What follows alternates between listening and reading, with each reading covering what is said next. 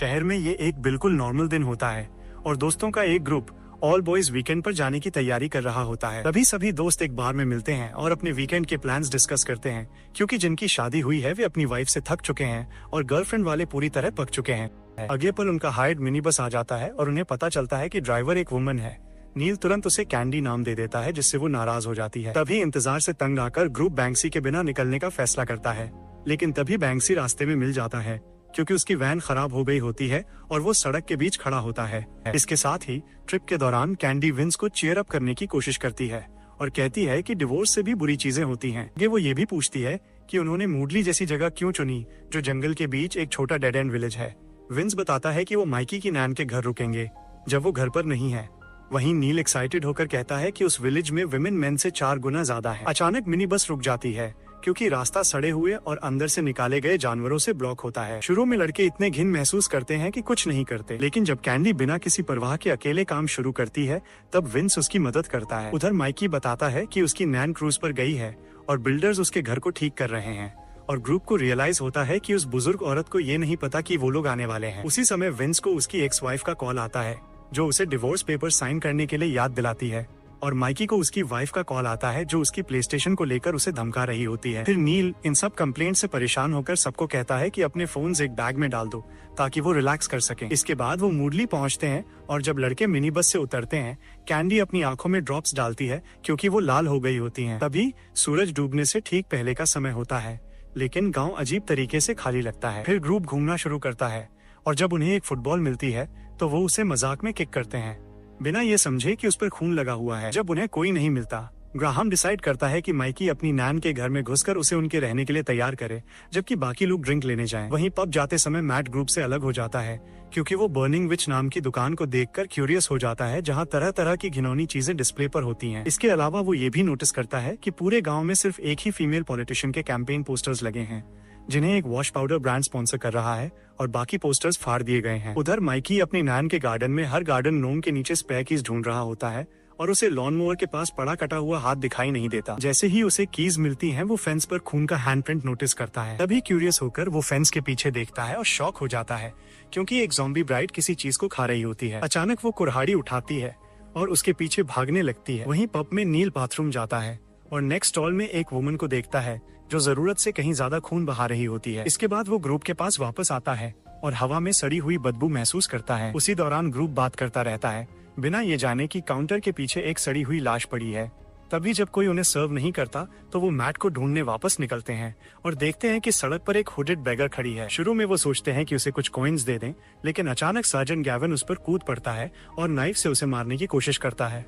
तुरंत ग्रुप उस औरत की मदद करने दौड़ता है। विंस उसे पंच करने के लिए गैविन पर टूट पड़ता है, लेकिन गैविन आसानी से उसे गिरा देता है। तभी नील भी फाइट में शामिल होता है और सोल्जर के चेस्ट पर मारता है, लेकिन गैविन उसे भी दूर फेंक देता है। अचानक बेगर नाइफ छीनकर नील के हाथों पर वार कर देती है। फिर गैविन समझाने की कोशिश करता है कि क्या हो रहा है, लेकिन विंस उसे बेहोश कर देता है। उसी समय माइकी आता है और गार्डन ग्नोम से बेगर के सिर पर जोर से मारता है, और तब पता चलता है कि वो असल में एक डरावनी ज़ॉम्बी थी। इसके बाद माइकी बताता है कि पूरा विलेज एक छोटा ज़ॉम्बी अपोकलिप्स बन चुका है, और वो सड़क की तरफ इशारा करता है जहां इन्फेक्टेड वुमेन उनकी तरफ आ रही होती हैं। तभी ग्रुप बेहोश गैविन को लेकर मिनी बस की तरफ भागता है, लेकिन वहां पहुंचकर देखते हैं कि कैंडी भी इन्फेक्टेड हो चुकी है। तुरंत नील मिनी बस के दरवाजे बंद कर देता है और ग्रुप डिसाइड करता है कि वो नैन के घर भागेंगे। रास्ते में उन्हें फेंस पर टंगा हुआ एक फटा हुआ सोल्जर दिखाई देता है। वो उन्हें वार्न करता है कि जंगल में मत जाना, और जब विंस उससे पूछता है कि वहाँ क्या है, तो वो हंसने लगता है। अचानक पीछे से ज़ॉम्बी ब्राइड आती है और उसका सिर 2 हिस्सों में चीर देती है। तभी डर के मारे चिल्लाते हुए ग्रुप वहाँ से भागता है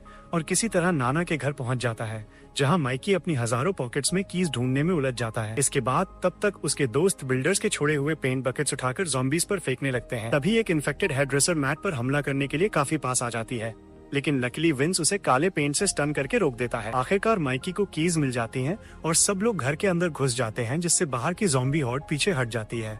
तभी विंस गुस्से में होता है, क्योंकि उनका पूरा वीकेंड खराब हो गया है। नील मदद के लिए कॉल करने की कोशिश करता है, लेकिन उसके फोन में सिग्नल नहीं आता। वहीं पैट्रिक नील के घाव पर गीला तौलिया रखता है और नोटिस करता है कि वो ज़ॉम्बी में टर्न नहीं हो रहा है। इसके बाद अब तक उन्होंने जितनी भी ज़ॉम्बीज देखी हैं, वो सभी विमेन हैं, इसलिए विंस को लगता है कि हवा में कुछ ऐसा है जो सिर्फ फीमेल बॉडीज को अफेक्ट कर रहा है। तभी नील खिड़की से बाहर देखता है और देखता है कि बहुत सारे क्रोस जोर जोर से चिल्ला रहे हैं। अचानक एक स्क्रीम से गैविन जाग जाता है और बताता है कि इस गांव के सभी मर्द मर चुके हैं। अंत में मैट अंदाजा लगाता है कि ये कोई बायोलॉजिकल वेपन होगा जो कंट्रोल से बाहर हो गया है, लेकिन गैविन बस इतना कहता है कि ये क्लासिफाइड है। तभी ग्रुप में टेंशन बढ़ जाती है क्योंकि सब और जानकारी मांगते हैं, लेकिन तभी पैट्रिक शांति से अनाउंस करता है कि केतली उबल गई है और सब लड़कों की तरह बैठकर चाय पीने लगते हैं। इसके बाद पता चलता है कि इस गांव में कोई भी इतना देर तक जिंदा नहीं रहा कि इलाज ढूंढ सके और ज्यादातर ज़ॉम्बी इस जंगल में ताज़ा शिकार ढूंढती हैं। बचने के लिए ग्रुप फैसला करता है कि उन्हें मिनी बस वापस लानी होगी। चूंकि नील हमेशा कहता है कि लड़कियां उसे पसंद करती हैं, इसलिए उसे भेजा जाता है ताकि वो कैंडी को बाहर लालच देकर निकाल सके। फिर अपने घाव की गंध का इस्तेमाल करके नील कैंडी को मिनी बस से बाहर निकाल देता है और बाकी लोग तुरंत गाड़ी में घुस जाते हैं। लेकिन जैसे ही वो इंजन स्टार्ट करते हैं, पीछे की सीटों के पीछे से 2 ज़ॉम्बीज निकल आती हैं। तभी सब फिर से भागने लगते हैं। पैट्रिक फोन्स वाला बैग उठाने की कोशिश करता है, लेकिन एक ज़ॉम्बी भी उसे पकड़ लेती है और खींचतान में स्ट्रैप टूट जाता है। इसके बाद दूसरी ज़ॉम्बी कुल्हाड़ी से उस पर हमला करती है, लेकिन पैट्रिक बचकर भागता है और एक बिलबोर्ड पर चढ़ जाता है जहां ज़ॉम्बीज उसे नहीं पकड़ पाती। जब वो बैग चेक करता है तो उसे पता चलता है कि उसमें फोन्स की जगह गोल्फ बॉल्स हैं। उधर बाकी ग्रुप सड़क पर ज़ॉम्बीज से घिर जाता है और कोई रास्ता नहीं बचता। तभी पैट्रिक ऊपर से गोल्फ बॉल्स को बेसबॉल की तरह मारकर ज़ॉम्बीज का ध्यान भटकाने लगता है। इसके साथ ही विंस और मैट एक खिलौनों की दुकान में छिप जाते हैं, जबकि गेविन, ग्राहम और माइकी कपड़ों की दुकान में चले जाते हैं। वहीं नील जमीन पर पड़ी बॉल्स उठाकर ज़ॉम्बीज पर फेंकता है और फिर चर्च के पास एक घर में छिप जाता है, लेकिन अचानक कोई उसे बेहोश कर देता है। दुकान में विंस को एहसास होता है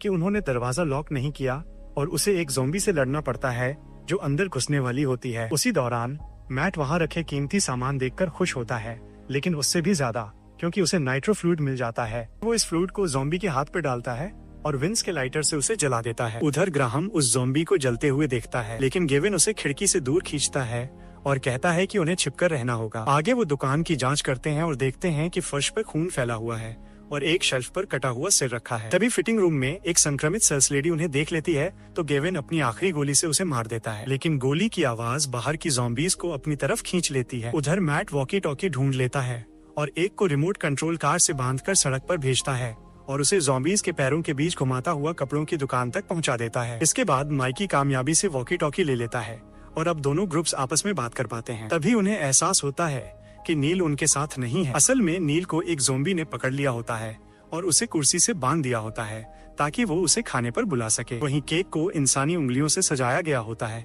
और वो ज़ॉम्बी बिना झिझक उन्हें उसके सामने खा रही होती है। जब नील साथ देने से मना करता है तो ज़ॉम्बी इलेक्ट्रिक चाकू से उसकी उंगली काट लेती है और उसे क्रीम के साथ खा जाती है। उधर बिलबोर्ड पर पैट्रिक शांत रहता है, जबकि नीचे ज़ॉम्बी कुल्हाड़ी से बिलबोर्ड को तोड़ने की कोशिश कर रही होती है। दूसरी तरफ दुकानों में मौजूद ग्रुप वॉकी टॉकी के जरिए प्लान बनाते हैं। इसके बाद माइकी कटा हुआ सिर कार पर रख देता है और गेविन खिड़की पर नाचकर ज़ॉम्बीज का ध्यान भटकाता है। तभी दरवाजा खुलता है और कार बाहर निकलती है। विंस उसे कंट्रोल करके ज़ॉम्बीज को दूर ले जाता है। फिर माइकी दुकान से बाहर निकलकर कोई काम की गाड़ी ढूंढता है और उसे एक मिलिट्री ट्रक मिलता है, लेकिन उसका शीशा अटूट होता है। गुस्से में वो गाड़ी को मारता है और गलती से उसका अलार्म बज जाता है, जिससे ज़ॉम्बीज फिर से वापस आ जाती हैं। मजबूर होकर माइकी पास की बिल्डिंग में छिप जाता है, जो कि एक कसाई खाना निकलती है। इसके बाद वो अंदर जाता है और हर तरफ पड़े शरीर के अंगों को अनदेखा करने की कोशिश करता है, लेकिन उसे एक ज़ॉम्बी कसाई दिखती है जो अंग काट रही होती है। अचानक वो तुरंत उस पर हमला करती है और उसे खिड़की से बाहर फेंक देती है। तभी बाकी ग्रुप को चिंता होती है कि माइकी वापस नहीं आया, तो मैट और विंस उसे ढूंढने का फैसला करते हैं। इससे पहले मैट फ्लूइड और खिलौनों से एक आग फेंकने वाली मशीन बना लेता है और विंस को एक छोटा खिलौना गन देता है मजाक में। जब वो बाहर आते हैं तो सड़क खाली देखकर हैरान हो जाते हैं, लेकिन तभी एक ज़ॉम्बी पीछे से उन पर हमला करती है। तुरंत मैट मशीन से उसे जला देता है और वो भाग जाती है, लेकिन खिलौना भी आग पकड़ लेता है और मैट उसे जमीन पर फेंक देता है। तभी उन्हें पता चलता है कि हर जगह फ्लूइड गिर चुका है और आग तेजी से फैलने लगी है। इसके बाद आग की लपटें खिलौनों की दुकान तक पहुंच जाती हैं और वो जोरदार धमाके के साथ फट जाती है। उधर माइकी सड़क पर गिरता है और किसी तरह ज़ॉम्बी भीड़ से बचकर वापस पहुंच जाता है, जबकि विंस और मैट चर्च की तरफ भागते हैं। वहाँ उन्हें पता चलता है कि ये जगह पहले एक मिलिट्री बेस थी, इसलिए वो वॉकी टॉकी से अपने दोस्तों को वहीं आने के लिए कहते हैं। फिर दोनों बिल्डिंग की जांच करते हैं और एक पुरानी प्रयोगशाला मिलती है जहां डरावने प्रयोग किए गए थे। दुकान में बाकी लोग औरतों के कपड़े पहन लेते हैं, जिससे वो सुरक्षित बाहर निकल पाते हैं, क्योंकि ज़ॉम्बी सिर्फ मर्दों पर हमला कर रही हैं। उधर ज़ॉम्बी बिलबोर्ड को पूरी तरह तोड़ देती है और पैट्रिक नीचे गिर जाता है। चूंकि ज़ॉम्बी उसके पीछे भागती है तो पैट्रिक तुरंत मिनीबस की तरफ दौड़ता है और देखता है कि कैंडी उसके गोल्फ क्लब को पकड़े खड़ी है। तभी वो उससे क्लब छीनता है, दरवाजा बंद करता है और पीछे आ रही ज़ॉम्बी को उसी क्लब से मारने लगता है। उधर पेश बदल कर निकले दोस्त एक ज़ॉम्बी से भिड़ रहे होते हैं जो उन पर शक करने लगती है, लेकिन वो पलटकर उसका सिर तोड़ देते हैं। तभी पैट्रिक उन्हें ढूंढ लेता है और सब मिलकर चर्च की तरफ निकल जाते हैं। इसी बीच नील ज़ॉम्बी को पास आने के लिए उकसाता है, जिससे इलेक्ट्रिक चाकू रस्सी काट देती है। फिर वो उसी चाकू से ज़ॉम्बी पर हमला करता है और भाग निकलता है। दरवाजे पर पहुंचकर वो देखता है कि भीड़ उसकी तरफ आ रही है, इसलिए वो खिड़की से छत पर चढ़ जाता है। वहाँ से उसे चर्च के पास अपने दोस्त दिखाई देते हैं, लेकिन जैसे ही वो इशारा करने की कोशिश करता है, छत टूट जाती है और वो नीचे गिर जाता है। अगले पल वो एक कमरे में गिरता है जहाँ संक्रमित डांसर्स खाना खा रही होती हैं। तभी सभी उसे एक साथ खाने की कोशिश करती हैं और आपस में लड़ने लगती हैं। इसी मौके का फायदा उठाकर नील भाग निकलता है और अपने दोस्तों से मिल जाता है। इसके बाद ग्रुप चर्च के अंदर शरण लेता है, ठीक उससे पहले कि ज़ॉम्बीज वहां पहुंचे। वहीं मैट कंप्यूटर्स चालू करता है और स्क्रीन पर दिखता है कि पूरा गांव निगरानी में है। तभी पोस्टर्स वाली नेता कॉल करती है और अपडेट मांगती है, लेकिन जैसे ही उसे अजनबी चेहरे दिखते हैं वो कॉल काट देती है। अचानक गेविन की घड़ी में अलार्म बजता है कि फेज 2 शुरू हो गया है। इसके बाद बाहर की संक्रमित औरतें पहले से ज्यादा चालाक, तेज और अजीब बन जाती हैं। वहीं गेविन समझाता है कि पहले फेज में बीमारी और मानसिक संतुलन बिगड़ना शामिल है। तभी कुल्हाड़ी वाली ज़ॉम्बी दरवाजा तोड़ने लगती है और गेविन बताता है कि उसे एक यंत्र मिला है जो इस प्रयोग को कंट्रोल कर सकता है। आगे उससे तेज आवाज निकलती है जो औरतों के लिए बहुत दर्दनाक होती है, लेकिन जब वो बटन दबाता है तो कुछ नहीं होता। तभी गेविन घबरा जाता है और कहता है कि अब कोई उम्मीद नहीं है, और नील उसे डांटता है क्योंकि ये सब उसी प्रयोग की वजह से हुआ है। वहीं मैट को वॉश पाउडर का एक डिब्बा मिलता है और पता चलता है कि वही नेता लोगों को फ्री में ये पाउडर दे रही थी जिसमें वायरस था। अचानक गेविन खून उगलते हुए मर जाता है और पीछे माइकी की संक्रमित नानी खड़ी होती है। दुख में माइकी को देखना पड़ता है कि मैट पीछे से आकर नानी को गोल्फ क्लब से मार देता है। इससे मैट को सदमा लगता है और वो अकेले रहने के लिए लैब में चला जाता है।